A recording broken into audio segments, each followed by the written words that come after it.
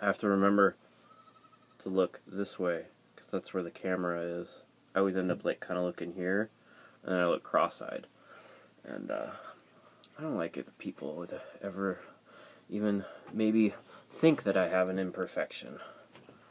Anyways, got asked on YouTube comments an actual useful question, so that's amazing. Actually, because no one watches my YouTube, I actually get useful comments and not the usual YouTube comments. So I guess I should be thankful for that I only get like 200 views, because people actually care and they're not assholes for the most part. Anyways, the question was, how long will it take me to be strong again? It just sucks even saying that. But that's not exactly what they said. They said, how long would it take me to get back to, how long do I think it'll take me now that I'm kind of starting to progress and somewhat have healed up all these stupid injuries that I acquired over lifting like a jackass for the better part of a decade. How long it'll take me to get back to where it seemed like my strength was at a peak around 2013 to early 2014, before the Arnold, where I just got real hurt and gave up. Anyway, not really, but first I have to say that it's really hard to answer a question like that, and it's a bad way to look at things, because if you're just constantly looking like, I'm not gonna be able to accept any success I have along the way if all I'm doing is looking at whatever number I hit at an absolute peak, in the past. Because then it's like, oh, well, if I deadlifted 500 for the first time in 2 years, but 3 years ago I did 6, then you can't build on that success. And it's very important to set small goals and to continue to progress and build up that confidence over time, because so much of lifting at a high level is just a mindset and confidence and a belief in yourself to keep progressing.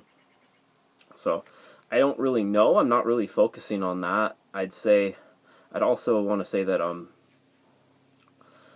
just because like I have some YouTube videos where it showed like when I did a strict press with like a 270-pound log, and it and that looked crazy and all that, I was a complete wreck at that time. Like, yeah, I might have like built up so I had like insane like strict overhead strength, but I wasn't the best I ever was at putting things over my head, because my body was all banged up and I just wasn't healthy. So even if it doesn't seem like I'm putting up those huge numbers, I feel like I'm kind of setting myself up to be a better all-around athlete, and most of all, have a more well-rounded life. When I was doing all of that training, that's all I did, is I trained. I was single. I had a job that I tried not to work at, and just watched YouTube videos as much as possible while doing it, and didn't really have a career. And now I have a lot of stuff going on, and it's so you can't just put all of that focus into it. And also, I am getting older, but I want to get back to having fun competing. I just wrote an article on Starting Strongman called "For the Love of Strength," and when I have had a lot of time to be like retrospective and a little introspective. I don't even know what those words mean, but it sounds like I'm smart if I say stuff like that. And it's like, yeah, like competing at the Arnold and doing stuff like that and prepping for nationals is fun, but like when I look of my actual, like all my memories I have of those contests was meeting people and hanging out with my peers and friends from all over the world before and after. Like I don't have like my memories of like during the actual competition and what was fun. Like I don't really have great memories during any of those.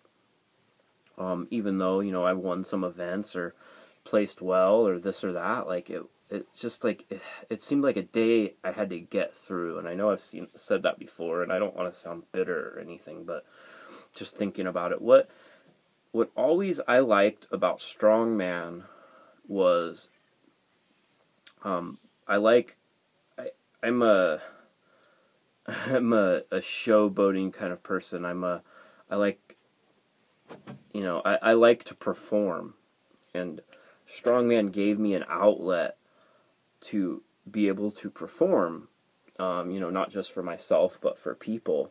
And that's just kind of how I am. A lot of people aren't like that, but that's fine. They just do it for different reasons. I like the thing of putting on a show.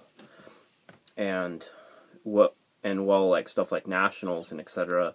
are great, and it's awesome to compete with the best of the best, and everyone should aspire to be in that top tier, when you're part of 200 plus people and there's 4 lanes, you're not in a position to be able to put on a show.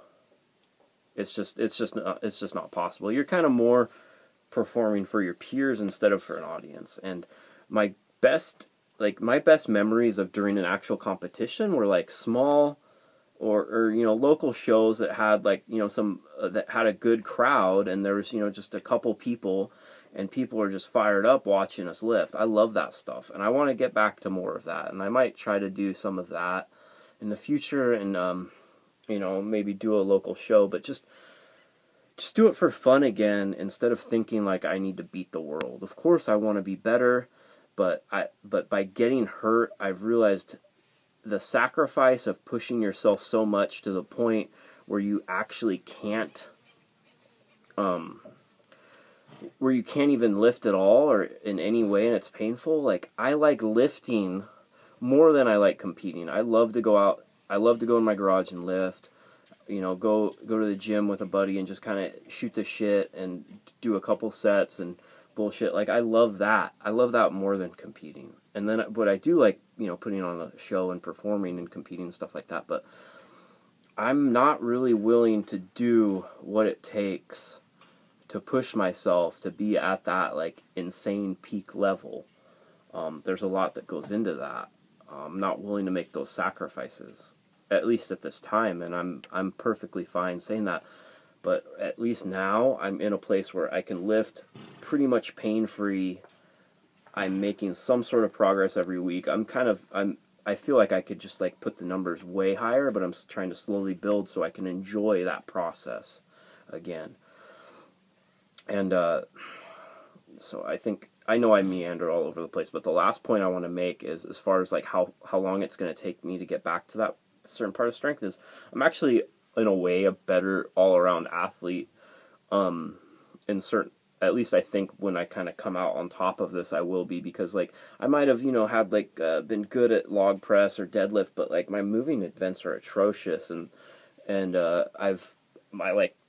just by being a coach and seeing what works and trying to like cue that to my clients and other people and people I've done to seminar, I've learned so much about technique that I know I'm so much more technically sound on stuff like the yoke.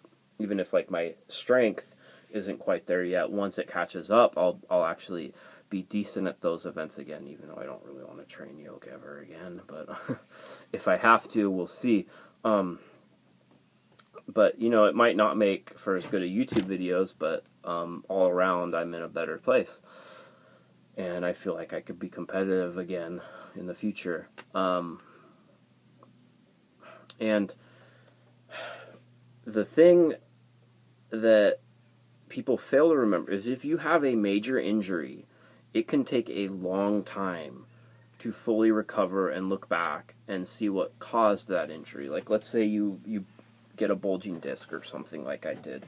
You have to look back and go, okay, so what was wrong with your form? Where were you imbalanced? Your body was compensating and using too much back, versus your hamstrings were engaging, your glutes are weak.